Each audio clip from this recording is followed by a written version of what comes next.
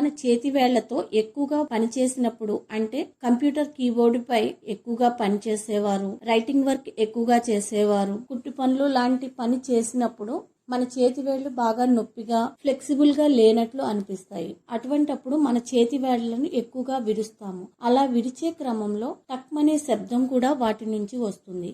అయితే ఆ శబ్దం ఎందుకు వస్తుంది, అసలు వేళ్లను విరవచ్చా లేదా, ఈ వీడియోలో తెలుసుకుందాం. మన చేతి వేళ్లలో ఎముకల మధ్యన జాయింట్స్ ఉంటాయి. వాటిని మనం కీళ్లు అంటాము. ఏదైనా ఆటోమొబైల్ స్మూత్ గా మూవ్ అవడానికి ఎలా అయితే లూబ్రికెంట్స్ వాడతామో, అలాగే చేతి వేలి జాయింట్లలో కూడా సైనోవియల్ అనే లిక్విడ్ ఉంటుంది.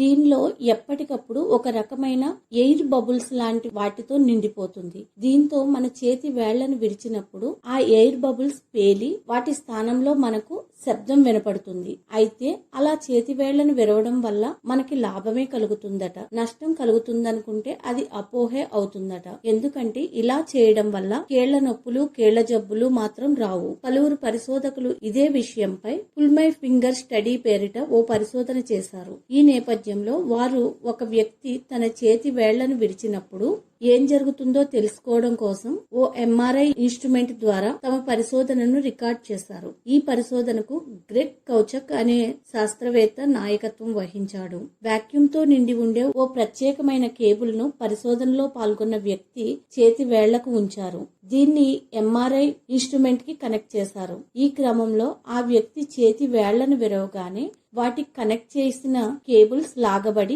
ఎంఆర్ఐ ఇన్స్ట్రుమెంట్ వ్యక్తి చేతిని స్కానింగ్ చేసి రికార్డ్ చేసింది. ఎప్పటిలాగే ఈసారి కూడా టక్మని శబ్దం వినిపించింది. అయితే ఈ ప్రయోగం మాత్రం తమకు ఎంతగానో ఉపయోగపడుతుందని ఆ శాస్త్రవేత్తలు చెబుతున్నారు. ఇలా చేతివేళ్లు విరవడం వల్ల ఇంకా ఏమేం లాభాలు ఉన్నాయో, నష్టాలు ఉన్నాయో తెలుసుకోవచ్చని వారు అంటున్నారు. ఈ వీడియో కనుక మీకు నచ్చినట్లయితే లైక్ చేయండి, షేర్ చేయండి. మరిన్ని వీడియోస్ కోసం తెలుగు ఇన్ఫోటాక్ ఛానల్ ని సబ్స్క్రైబ్ చేయండి.